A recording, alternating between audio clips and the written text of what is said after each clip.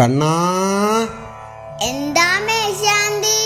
ശരീരം കളത്രം സുതം ബന്ധുവർഗം വയസ്യം ധനം സത്മഭൃത്യം ഭുവഞ്ച സമസ്തം പരിത്യജ്യ ഹാ കഷ്ടമേഘോ ഗമിഷ്യാമി ദുഃഖേന ദൂരം കിലാഹം.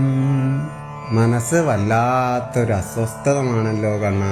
എന്ത് പറ്റി മേശാന്തി? ഒന്നും പറ്റിയില്ല, ഇങ്ങനെ ഓരോന്ന് ചിന്തിച്ചു.